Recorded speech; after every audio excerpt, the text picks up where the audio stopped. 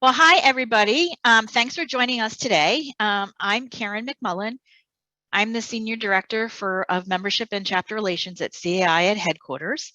And I am going to be facilitating today along with my colleague, Christy Van Buren, who is our Senior Manager for Membership Development. This is a session for you all to share your successes, strategy, failures, what you learned from those failures surrounding membership. Really, Christy and I are here to help you, to kind of prompt you with some questions so that we can get your thoughts and get you talking among and sharing amongst each other. Christy and I don't have a presentation to show you or anything like that. This is really for you all to share what you have been doing at the chapter level as far as membership. We're going to kind of talk about three aspects today to get the dialogue started. And we're going to talk about data, membership data, and then we're going to get into recruitment, and then we will finish up with retention. So if you, we want this to be, like I said, informal. If you just want to come off mute and comment and join in, that's perfectly fine. If you do that, it would be wonderful if you could say your name and then the chapter that you're representing. Also, we have the chat feature. Christy and I are going to be, looking at the screen, seeing who's coming off mute, who's raising their hand. So we do have that chat feature. If you have a question or a comment, please do use the chat. And my fellow chapter colleague, Emily Jennings, is here, and she will be monitoring the chat, and she will let Christy and I know if there's a question or a comment that somebody wants to post to the group. Does that sound good? Are we ready? Okay. So I did kind of mention we would talk about data a little bit to start things off. For Christy and I at headquarters, we are data nerds. Christy a little bit more than me, but we are constantly looking at our membership data. We do it on a daily basis, sometimes weekly. That's my dog. Sorry, somebody's at the front door. I apologize. But my point is Christy and I look at that data for trends and for tracking. We look at it based on member segments, and the chapters, all of you have access to the same data that we do. Your chapter membership reports are pulled from the same database that we use. And there are multiple reports that you can use. There's your full roster, your new member roster, your expired roster, your renewed roster, your rejoin roster, that your chapter executive director all has access to and can pull at any time. It's live data. So what we're wanted to talk about is how many of you either on your membership committees do you use that data to even set some goals for recruitment and for retention? Do you find it helpful, and do you use it in your daily work? So I see, all right, see heads shaking, and I already see a hand up. Rita Anderson, you want to come off mute? Yes, I am the member, our new membership chair, and I am with Northern California. Our membership committee uses those reports heavily. I have a committee of, we are all vendors. None of us are association managers, and we are all looking for opportunities to call the members. So we're on a rotating basis. We use the reports to call the people that have expired.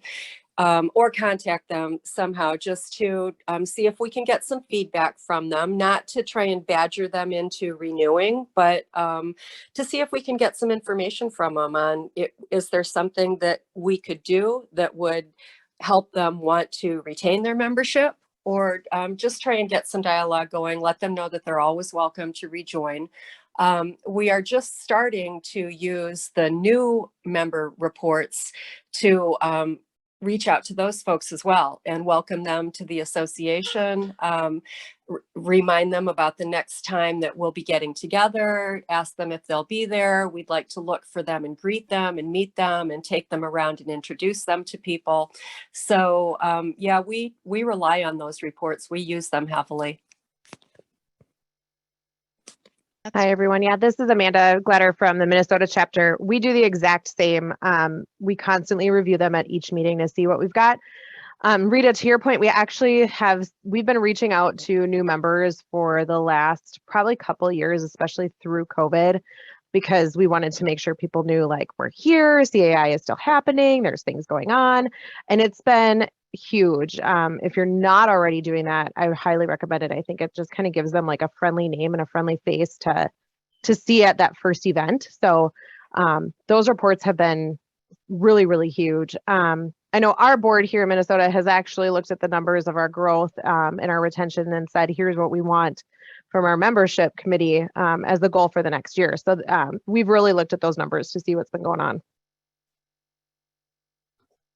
And I'd like to jump in on what Amanda said. My name is Sarah Marie Blunt, and I'm from Austin. This is the first year in a while that we've really been active with our new member engagement. And one of the things that we started this year is, yes, we review all of these reports, but when we get a report that we have a new member, we actually reach out with a different email to them to say, yes, you got your login information, but here's something that's a little more warm and fuzzy.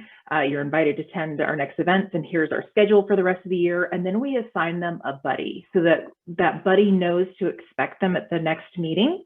And they have someone that they can ask questions to, and they don't feel like they're showing up to a group of unknowns. So we've actually partnered our managers with vendors. So the vendor is the buddy, not for a sales aspect, but just to give them kind of a warm face and someone who knows a lot of people, because vendors are good about, going around and getting to know everyone. So we've seen that has helped new members actually show up to kind of learn who we are and what we're doing, because they know that someone's kind of expecting them and counting on them. But yeah, those reports are just, they're everything, and making sure that we have good participation. Good stuff. Is anyone else want to chime in on this aspect? I would just like to comment that I love that idea about assigning the new members a buddy, and we're gonna adopt that idea. Thank you for sharing. Fantastic. Fantastic. Roy, did you want to say something? Yeah, well, aloha from Hawaii. We're about 7 Ooh. o'clock in the morning right now. We've got my board president, Terry Schultze, as well as our CED, just in case my memory right now. Sorry about that, Lindsay. It's too early in the morning for me. Truthfully, membership has always been a concern for Hawaii. We've got a smaller market than most markets out there. We have a couple situations, or at least some strategies that I've been coming up with. I've kind of indicated to the board what we want to do, what I want to try and get out. But there's one situation, going back to your question in regards to using reports.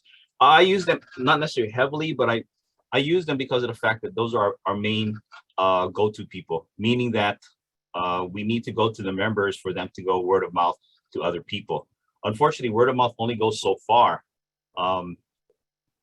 The difficulties in regards to managing agents, releasing information to the, to the membership committee, at least for CAI, is difficult, because there's privacy, there's basically, I guess there's a competition. So they don't want to release some of their new property managers. I know they have some programs inside of their different managing agents where they do engage with their new property managers, or CAMs, should I say, to go down the course of the PMDP, the Professional Development Program. We want to try and capture those people first, because we want to try and, we've seen so much inside of our industry, so many people leaving, but we're not having people coming inside. You see that all inside of the common ground, community manager, newsletters and so forth, so on. So we're trying to retain, but we're also trying to attract. The other point of it is that our board members, it's difficult because we have gatekeepers. The gatekeepers are the community association managers, as well as the general managers, the residential managers, site managers. They're very difficult to get to. The other thing is trying to populate a list. I don't know about you folks, but Hawaii, like I said, is not a big market. It's a small enough market where we can go out there and attract people, but it's just getting the information. Here in Hawaii, we have what we call biennial registrations, developer registrations, and that's the only way we can really get the information unless we get information from the actual managing agents to provide us with those gatekeepers and access to the board members. And of course, during annual meeting season, guess what happens? Board members change over all the time. And that's the reason why for CAI, for them to give out the, what's they called, the membership where we have more than just one board member, we can have a board and they can kind of like rotate people who's on top of there to be able to access it.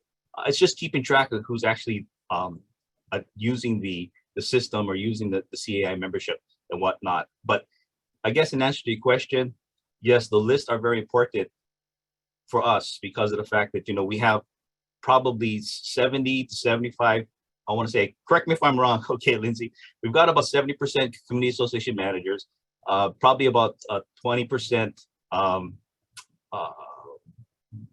want to say vendors, business partners, and the remainder are basically board members. We want to try and flip that around.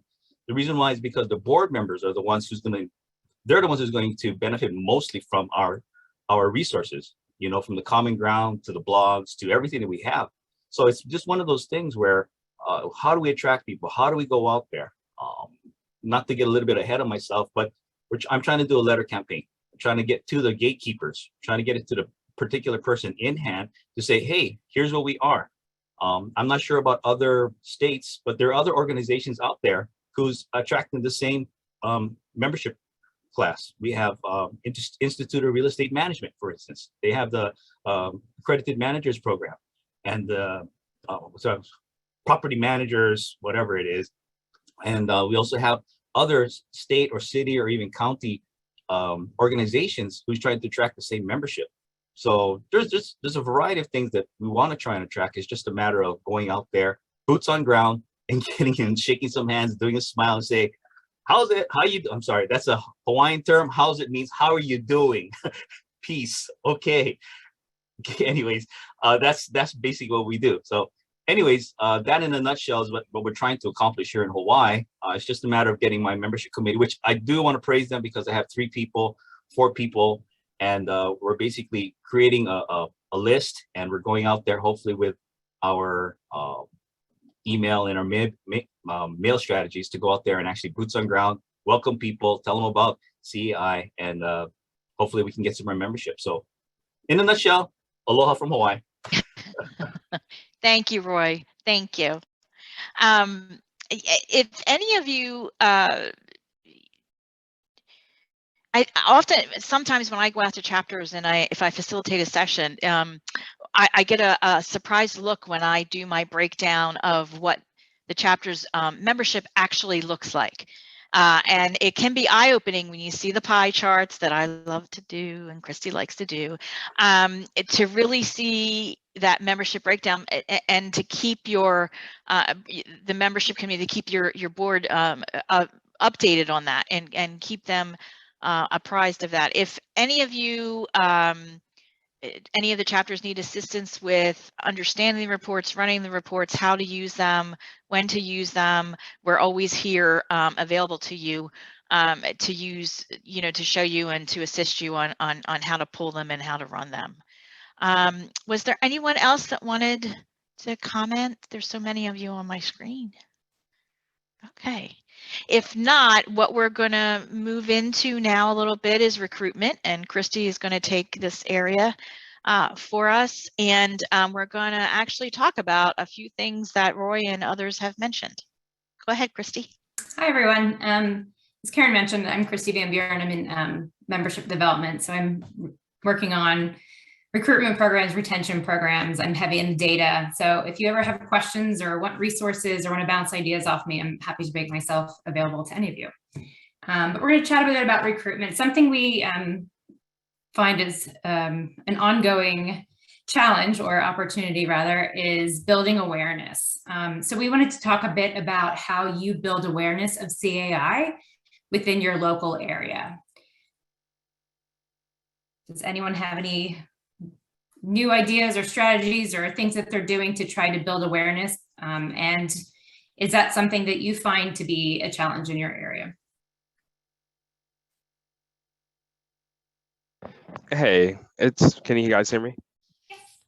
Hi, this is Tavarius. I'm with the DC chapter out of Washington, DC area, so kind of the DMV. And one of the things we've done, and I think maybe every metropolitan area struggles with this, is having geographic diversity and involvement. Because like if it's in one part of the river or whatever that might be, no one wants to go to the other side, or no one wants to go downtown or something like that. And so we've really kind of made it a point to, we've launched membership mixers in which we're inviting not just new members to come and learn about the chapter and kind of that orientation type situation, but also the new teammates that might be coming on board with some of the business partners. And so if it's a new business development officer, we're inviting that new business development officer, even though their company may have already been a member. And so we're taking those membership mixers and we're trying to spread them throughout each area, and kind of having every committee pull in a couple of people to make sure they're at that membership mixer. And then there is some idea to do some cross collaboration with one of our sister chapters that's in the area where there's a slight overlap, or just they have an adjacent area that they can't necessarily get to and it's right at the edge of where we are, and trying to do like a joint type thing to kind of raise awareness and make it a little bit fun and engaging for those people who live in that area. I love that. I've heard that a lot, you know, rush hour, how do you get to a meeting across town, and especially in DC. Does anyone else have anything to share? I think Sarah Murray, were you gonna make a comment? Well, and I put it in the chat, but one of the things that we're trying to do this year is that we are partnering with our local cities. So in the Austin area, we have several suburbs that kind of surround us. So we've reached out to each one of those groups because most of those cities have their own community or neighborhood association group that they work with. So they hold quarterly breakfasts or, you know, annual meetings to try and reach more Cavils that way. So we're hoping that that pays off. Our first event is actually next Saturday. So we're trying to reach out people that way. But I again, this is one of the things that I love the idea of a mixer. I think that's fantastic. Are you, and I just want to ask that question, are you having the vendors sponsor that, or how are you actually funding those mixer events? So it's evolving, it's new, and budgets are tight. So for the most part, we started with the idea of just having it at the chapter office and just having some light refreshments. But one of the things we have discussed would be engaging a business partner in an area where it's also kind of part of their business development plan to try to break into the industry in like that part of the community. So for example, for those who are familiar with I don't know, let's say there's a county that we aren't physically in all the time. Well, we're looking for a business partner that also is trying to find new clients and new relationships, and maybe they want to be a sponsor to kind of raise their visibility. So just finding where there's some intersection and leveraging that. So, but we are that's evolving. We're just trying to get it to actually happen, and then to build upon it as a new source of revenue for the committee itself. But great question, Sarah. Thank you. Yeah, this is Amanda Glatter from the Minnesota chapter again. We are doing quarterly new member happy hours now, which has been great and very similar. I mean, we're moving it around the city, and we have pulled in just exactly what Taveri said. We've pulled in some vendors to try and help with some of the cost, and then the chapter has helped with some of it too. But we leave it for new members, and then we've opened it up like the last week for registration for anybody to come. So we try to keep it exclusive to them so they get the benefit as the new member to mingle with managers and that sort of thing. And just for people to get to know each other that are new, but it's been really great, and we've gotten some really good feedback. So if you're able to pull it off, it's been really nice. So there's a question in the chat asking, does it build awareness to join local chamber of commerce? Does anyone have experience or a comment on that? I can comment on that. I actually, when I was a chapter executive director before, we decided to do a Chamber of Commerce membership, and we didn't find that much value in it, and maybe it was how we used it. But if you're looking for business partners, absolutely a place to be able to find those. But really, we didn't find it as a way to connect to homeowner leaders, unless there's an opportunity for some sort of educational event to partner with them on some sort of educational event or something like that. So that's just the experience that I've had with it. But if anyone has had a different experience, feel free to share.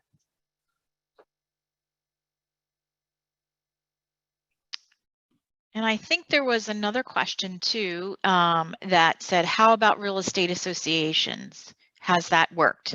Has anybody tried partnering with the realtors? Yes, no? Okay, I don't see anyone. Okay. Christy, this is Roy from Hawaii, if I can. Are you still there? Karen, who's talking? Christy, Karen? Am I on mute? I don't know. I'll just Go say ahead, Roy. Mary. If I say Mary, just say, hey, Roy. Okay.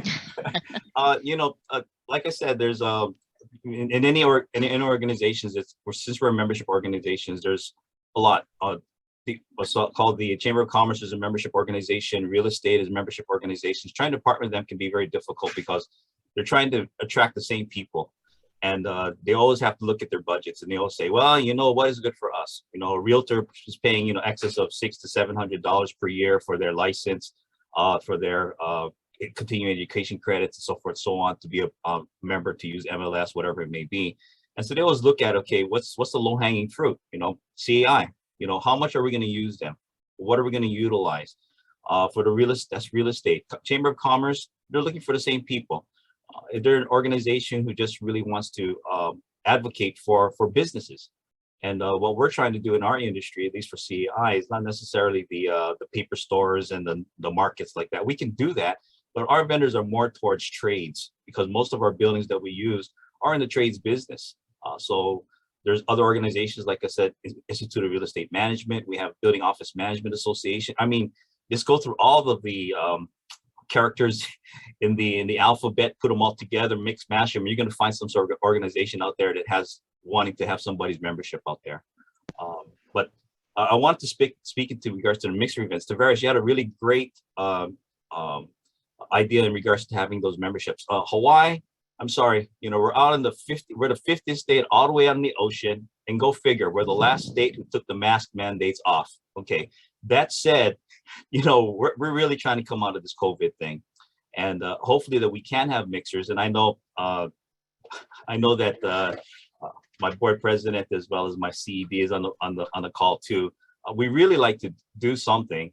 It's just a matter of getting people to go out there and initiate the conversation with people. That's what it takes. Boots on ground, like I said before.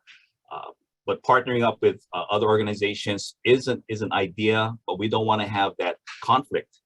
If we have the conflict where we're trying to attract the same members, we may not be able to attract them in the future. And I think that's going to be the next one in regards to retention. But yeah, that's what we're doing to a certain extent. And an idea, Roy, just yes, because that mask mandate and just kind of what's happened over the last couple of years is something we've had a big conversation about, is that I always look at it from a place of abundance, in that the last 2 years, those same business partners who are so used to showing up to an event or going to knocking on the door or something like that, they haven't been able to do that for 2 years. And so they've had to retool how they're marketing, how they're doing business development. And in my mind, if they're the most natural other organization that has that same goal, I think if you guys kind of are working together to help business partners who are just businesses to kind of get back into the swing of things, I think that's where there's a natural intersection. And yeah, we'll sort out whose members are whose, but in the beginning, it could be a shared effort to get those businesses back in the swing, give them a very natural place to come and get to know new clients and new prospects, and that you're kind of coaching them in. And that's what we have a kind of reclaim our members for people who didn't renew over the last 2 years because they were trying to redo their budgets. So we've been trying to share that message as we've reached out to those previous business partners that hadn't renewed to say, let's help you to get back in the swing of things. Let's help you to get connected to your clients, and we can become part of your business development plan. And I think you can share that message maybe with the local chamber if that's like the most natural partner. Going back to the real estate question, I mean, that I don't really view that as competition. I view that more as educating homeowners. If we're able to educate the realtors out there and have them truly understand what they're selling, because most of them don't, and if they're able to get that message really out to homeowners, think about how that trickles down to a manager's day being easier with them understanding what the manager's responsibilities actually are for that day or for that year. And then also just a little bit more respect to the business partners that are servicing them, and just the homeowners being educated in general about what they're supposed to know. And I can't tell you how many times you have a homeowner ask, what is my manager really supposed to be doing, and what is the board supposed to be doing? And maybe they'd get more involved and want to have a deeper dive in education. But I think that the real estate end of it is a huge aspect that we have to tap into and just figure out like a real targeted approach on a universal level so that the right message is getting out there. Yeah, we're going to be, this kind of goes into retention and recruitment both, but here in Minnesota, we're actually going to be reaching out to other major metro areas. Right now, it's really just the Twin Cities that we're kind of in, but we've got Rochester, Duluth, St. Cloud, Moorhead, like tons of other cities that should be involved. But we're finding they're smaller firms and they do real estate and management.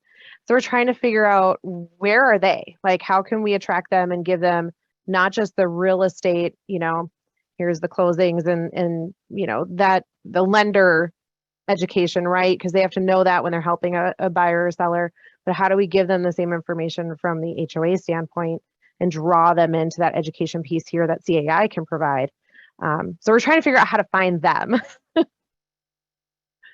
And I will mention that at our annual conference in Orlando, we have the Chapter Leader Lounge. And actually, one of the sessions we're going to be having in the lounge is this topic. So if it's something that you're interested in, we've been approached by several chapters that wanted to talk about this and how to build the relationships and how it works. And there's for chapters that have been successful doing it. I'm about to actually send the programming out to everybody for the lounge. You're more than welcome to join us for that. It should be a really good session. So just keep that in mind. Sorry, Christy, I didn't mean to interrupt. But. No, that's totally fine. I think it seems like a lot of chapters are trying to recruit more homeowner leaders. That seems to be sort of I see a lot of heads nodding yes. So let's talk about that for a bit. Any success stories on ways that you're recruiting homeowner leaders? We've talked a bit about some partnerships, maybe some that haven't worked, but are there some partnerships that are working for you? But I'd love to start the discussion sort of focused on homeowner leaders and how to recruit them. Okay, you guys can get tired of me talking. So a thing we're doing this year is at CNE, which is in next week. So I'm not sure how it's going to turn out, but we're giving it a shot. We think that this is the place where most of the we're going to see a lot of homeowners who are not members, but they're just kind of, hanging out, being around. And so we're doing a special kind of mini lounge section for homeowners, inviting them to come out, and each kind of member of the various chapter committees, the leaders, are going to be there to talk for like 1 minute on what conference and expo. And that's to the chat. But we're going to invite them out for 1 minute to talk about their committee, why it's something that the board member can learn something from, and how they can get involved with the chapter. So we know some people will be members, but so many other people will not. So we're hoping to use that as our time to do our kind of annual recruitment of board members.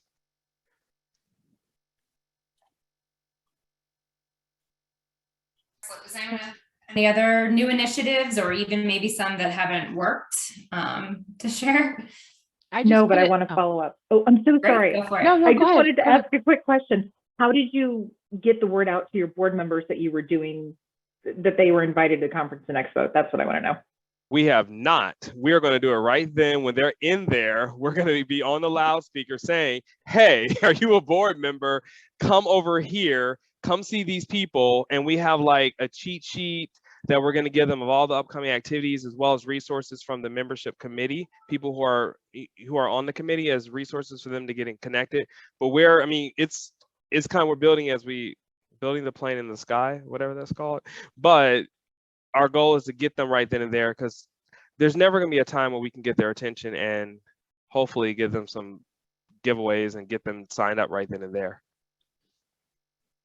So I'm Devin Shad with the Rocky Mountain chapter out in Colorado. One of the programs I'm working on and hopefully implementing, or will implement this year, is a Thank a Board Member.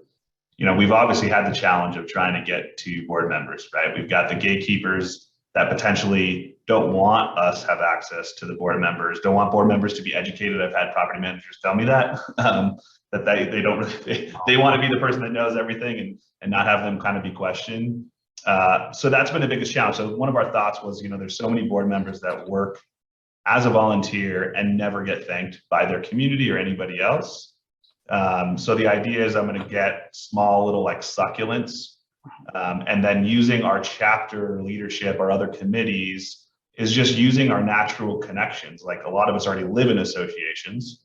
We have committee members that maybe interact with multiple associations, or board members or that are part of it. And the goal is then to match people up where they're going to go and reach out to a board member or the board president and thank them, and then talk about CAI, what we can offer boards, what it means to be a member, and then hopefully kind of just start generating a little bit of connection between the two pieces, and then make it an annual thing, and then kind of blow this up to be like Thank a Board Month, you know, kind of get PR around it, other pieces. Yeah, so.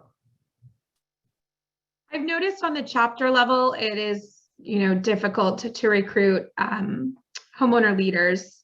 But as a business partner, I get opportunities a lot to do board seminars. And so when those community managers invite me in to do the board education, I always ask, is it okay if I talk about the CAI local chapter and specifically the legislative action that's taking place? Because homeowners love hearing that there's an advocate for them. Sometimes it's really surprising for them to know that like there's this whole chapter dedicated to making sure that, you know, we protect your rights and that we make life as easy as possible for you, and they're blown away. They're super stoked. So I think from a marketing level, I would just say like that's been the most enticing topic for the homeowner leaders, is the legislative action that we're taking. And then, you know, if they hop on board because of that, then they finally see like, oh, wait, there's a lot of education for me as well. But I do think, again, it's hard from a chapter standpoint to do that. And I think that's why it's really important that our business partner leaders, you know, utilize those opportunities for word of mouth.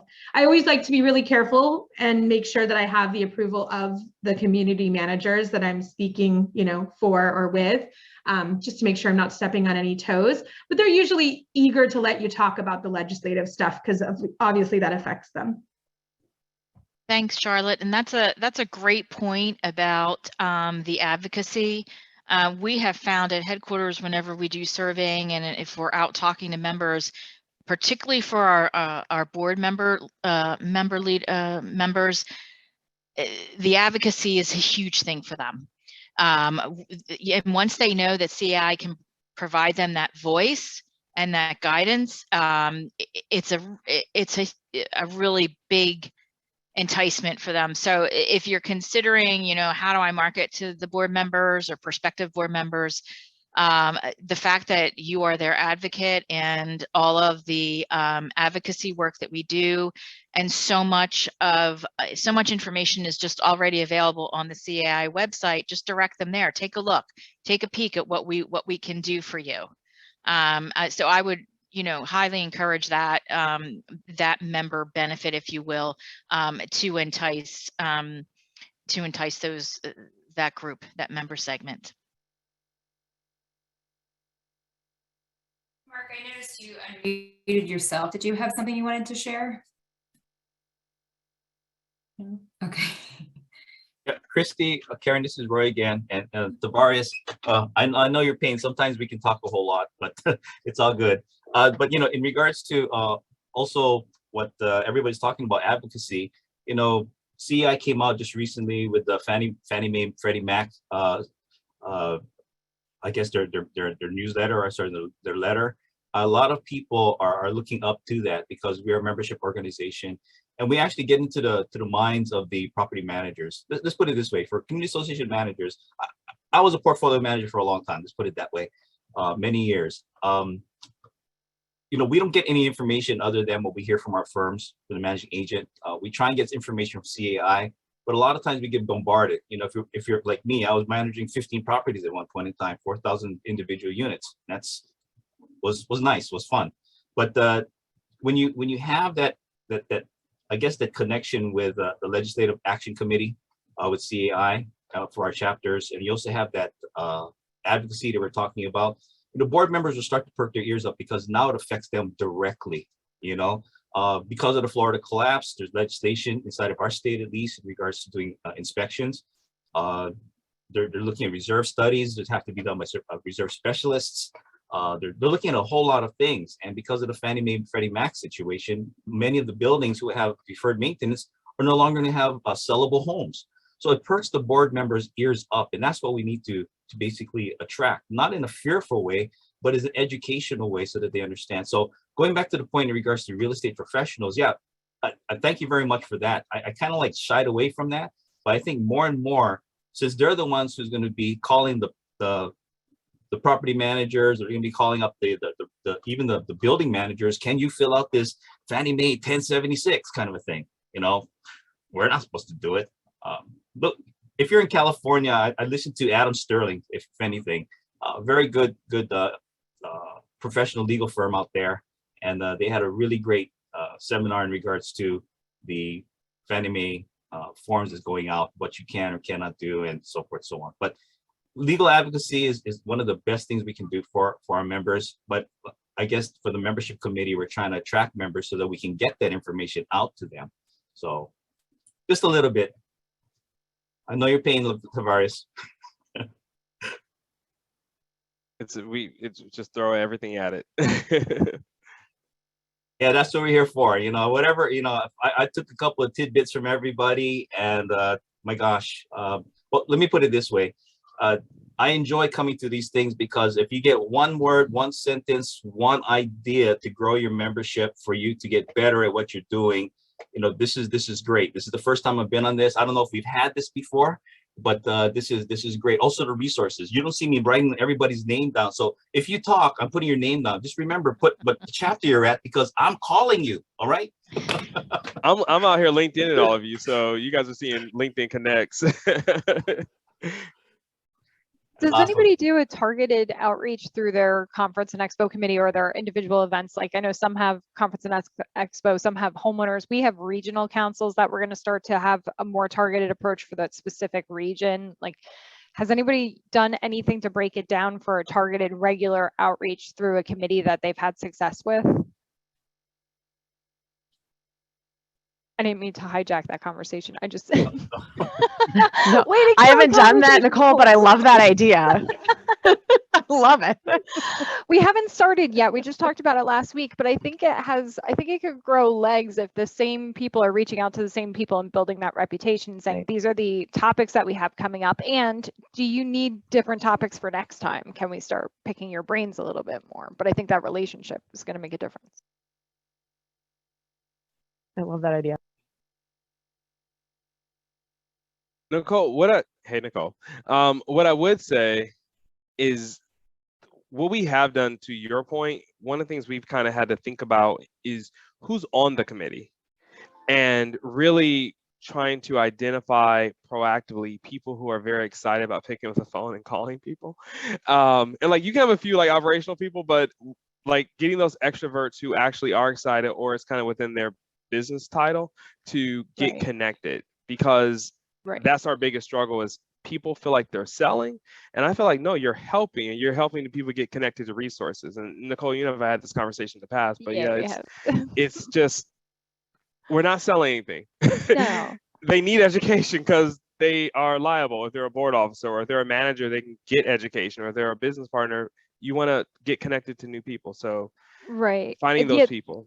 Yeah, and finding the right match. Like, you don't want to manage with somebody from one management company reaching out to a management company. So obviously you want to be careful about who, which is why the regional council for us works, because it's a mix of everybody on each one that has a targeted reason to be in that specific region. So the hopes is that we at least have one or two, because once you break it down per area, you're not talking a lot of management companies to reach out to. Then you invite their managers directly, and you encourage them to invite their homeowners, and you hope that you have that trickle effect. In theory, in a perfect world. If I might, Mark Siegel, Western Oregon chapter. Here's a question for you all. How do you get to or make contact with the small self-managed associations who normally don't appear on people's radar screen at CAI functions? We went through a long and frankly frustrating exercise to try to tap into those small associations, but they're very low profile. They're self-managed. They don't have much contact with the world except, pardon the expression, when they get in trouble. Have any of you had experience dealing with something like that? So this is Amanda again from Minnesota. Sorry, I'm gonna talk a lot too, apparently. We started going into a new market, a new city, and it was kind of the same. We discovered a lot of self-managed, a lot of smaller communities. We did some asking around just in who we knew, a couple of people, and we used the newspaper to reach out to them and it seems old school, but that was how we got people to come to the first like board education event, was the newspaper. Like articles in the paper or information? Yeah, we just did we just did an ad. We did an ad. Oh, we were doing, okay. we were doing a board education event, and unfortunately it ended up being virtual because of 2020. But that was how we got people to register, and it worked for that area. I don't know if it would work for yours, but the Suncoast chapter in Florida had some really good success with a newspaper campaign, and it wasn't just ads, but they partnered with the newspaper to put things in the real estate section either every other week or every month. I can't remember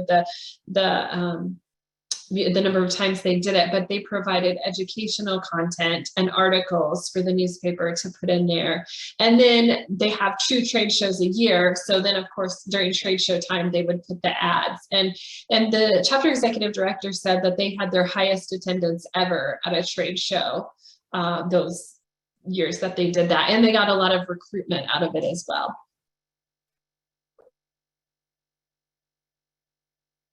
Emily, we also did a Facebook ad for our Kansas City trade show this last year. It was our first time ever doing a trade show in Kansas City, and we found success with doing just a Facebook ad.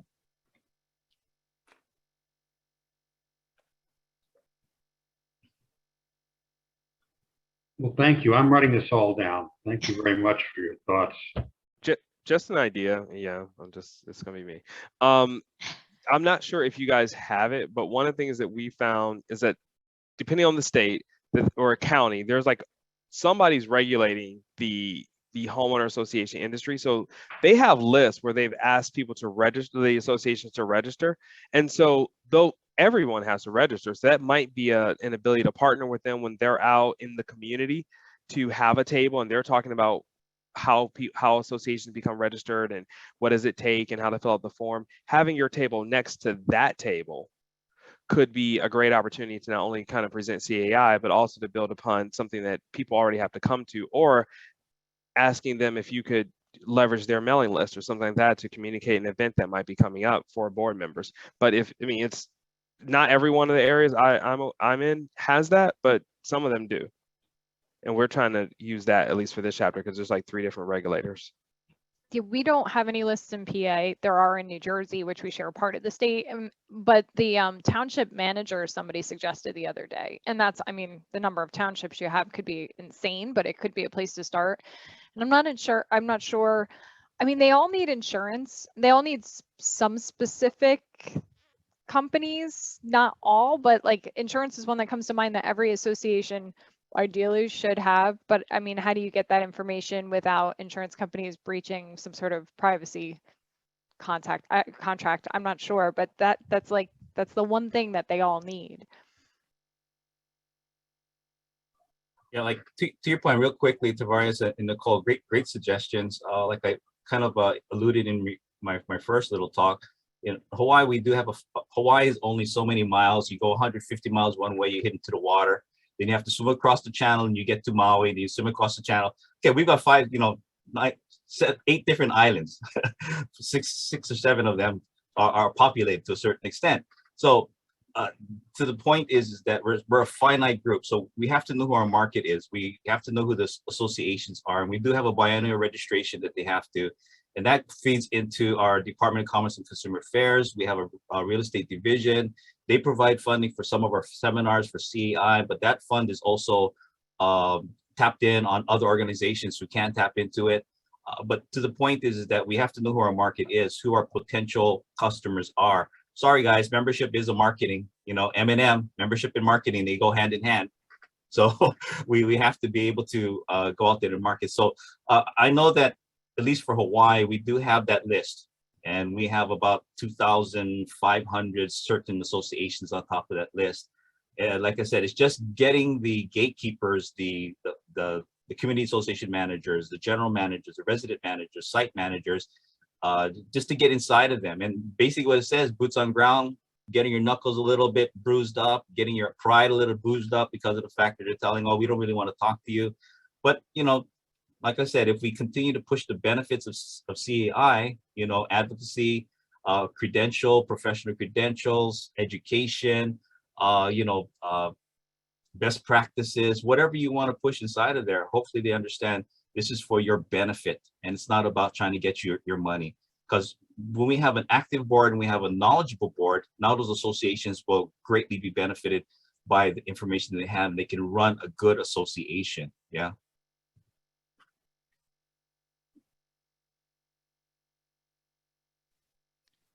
Okay. Wow, this is great discussion, and I'm looking at our time, and we have 12 minutes left. We can, this is great. I mean, you all are coming up with some great things. And Christy, are you okay if I just get one retention?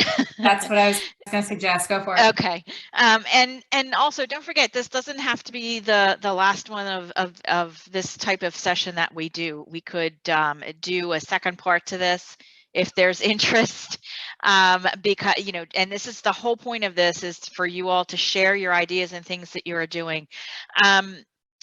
One thing that is left is retention, and of course I had a lot of questions, but due to time we probably won't get to all of them.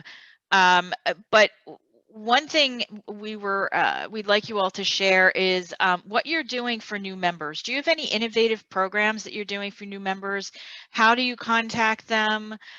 When do you contact them? Do you offer any special orientations for them or anything of that nature in your chapter?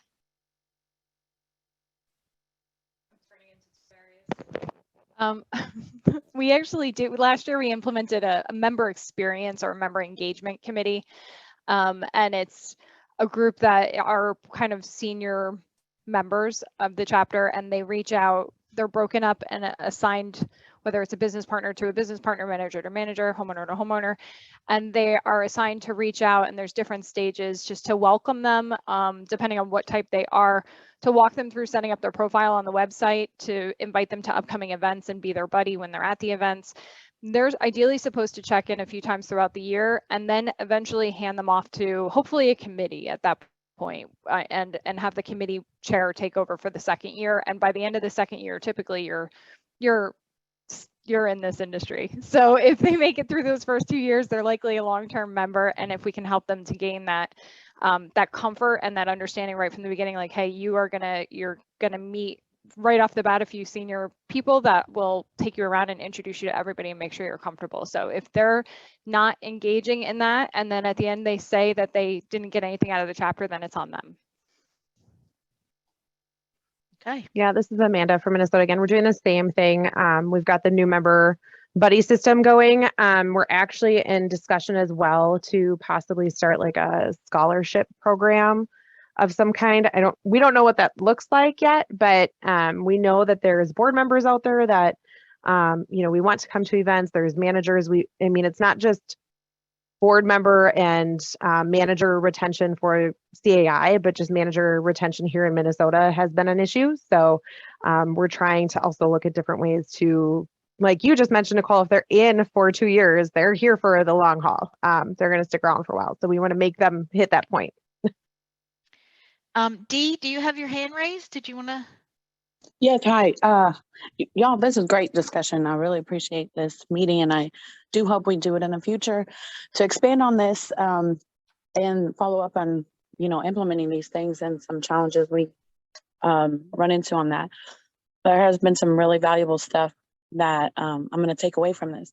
But going back to the reports being so valuable, in my experience, or what I've been told, let me say it that way, is that in other people's experience, they have some lag time with the reporting. And so I just wanted to see how you overcome that, one. And two, sometimes people let their membership go and then sign back up, and then they're showing back up on the new member list. And so it's kind of hard to differentiate who is truly a new member and who isn't, because I don't know everyone, and not everybody on the committee knows everyone. So I was just wondering if y'all have dealt with that and what you have done to overcome that sort of thing.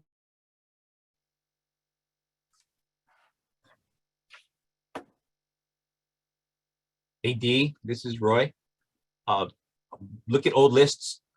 I'm a believer in regards to historical lists. If we look at a list, maybe from 2-3 years ago, we can compare it.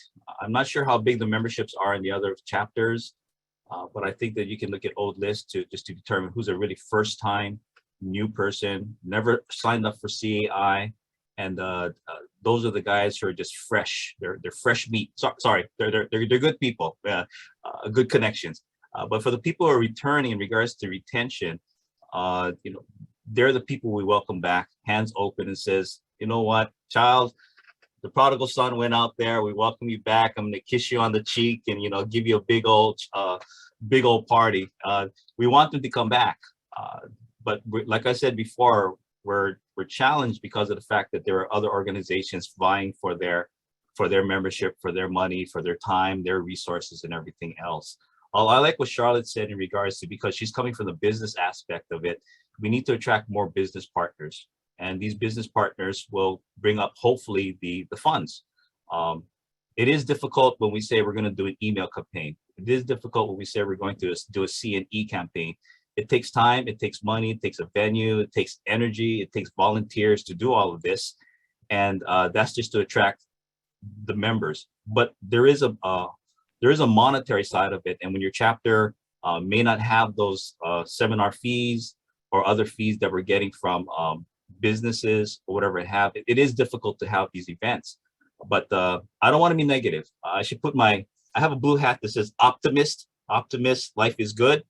But I'm an optimist. I do believe that our organization is wonderful. I do believe in the membership. I do believe that if we can attract and market out to those people who want to come in, we should have a great organization. But I want to also talk about the retention.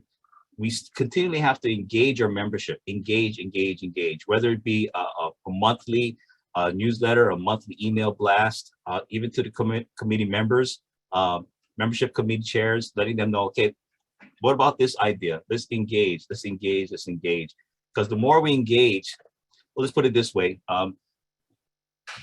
Babe Ruth is the biggest home run hitter at one point in time, but he's also the biggest strikeout person too. So if we continue to go out there and pound the pavement, I believe we're going to attract more members. Every no that we get, we're going to come to a yes at one point. Yeah. So I want to encourage everybody, continue to go out there, pound the pavement, get the members, and one win is a win for everybody in the organization. And one thing I add to that point, Roy, is that business owners, everything has changed.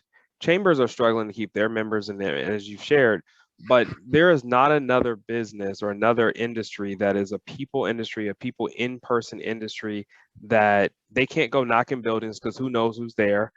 And there is no other plan.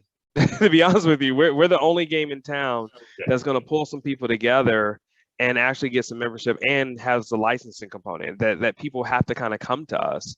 So I think that there is a value that we have, and I share this with the committee, is that we're giving them the easy button. Because if they try to go walk around and try to get in buildings, you're going to get there and nobody's there, or the chamber, it could be mixed results. You end up just with business partners staring at each other like bankers talk to bankers. It's just, so have that confidence that we're giving them a solution to a problem that they have. Sure. From a business partner recruitment perspective. That'd be great. Hey, Karen and Christy, real quick for you folks. I know the community managers have a blog on CAI, and I know they just started a high-rise manager blog. Not sure about what this group would be, but would we be able to start a blog for us to be able to tap into so we can share future ideas, see our success stories? Like I said, we engage with each other. Hopefully we can grow it even further. Roy, you read my mind. Are you talking about like a community where we can share ideas? Yeah, and documents and such? Yeah, for sure. So I wrote that down, and it's going to happen. I think that's great. Definitely. I did want to say one thing about, I know Dee had mentioned, and I saw in the comments about a lag time for the data. So when your chapter executive director has access to the database to pull live membership reports at any time. So if I'm a CED and I wanted to, I could pull my chapter roster 80 million times a day. And so because you are pulling from live data, it is going to be different. 5 minutes from if I pull it now and I pull it 5 minutes later, it's going to be different because somebody's renewed online or somebody has joined online. So those reports, I mean, if you want current right then and there, they can be pulled at that time. And you can have that live data. Just keep in mind though, it is going to change because there are online processes that folks can do. Also, if there's any confusion about what is a new member, what is a rejoin, what is a renew, what is, please contact us and we can walk you through that process and go through that with you. We just don't have the time today, but we can work with you on that if there's any confusion. It is a part of how we calculate retention. So that's why we have those various categories, but we're happy to work through that with you all. We're coming up, we have about a minute or so left. This is great. Does anybody else have any other question that they want to pose to the group? And I see there's a poll. When should we meet again? So if you would please, click when you would want to meet again. We're happy to do this. This is great. I know Christy and I were not sure. We were like, oh, I hope they chat, and you all did. So let's do it again. All right. Yeah, Karen and Christy, if we do that blog, that'll be almost like a continuous conversation for each of us. And like I said, if we share our successes and we share our failures too, I'd rather hear somebody's failure because I don't want to do that. So, but if we do have that blog, then maybe we can minimize the number of times we can have this chat. But it's nice to see faces and it's nice to hear voices. In this whole pandemic, I'd be looking like this, even in my office kind of a thing. So I say mask off, so but it'd be fun to have everybody on this chat again and hear other people talk about their successes and their progress inside of their chapters. Great. That was the whole point of today. Thank you all from all of us at headquarters. Thank you all for all that you do for the chapter, all of your work and your dedication. It's been a rough couple of years, but we've made it through and we're doing well. So thank you so very much. And maybe we'll see you next time. Thank you.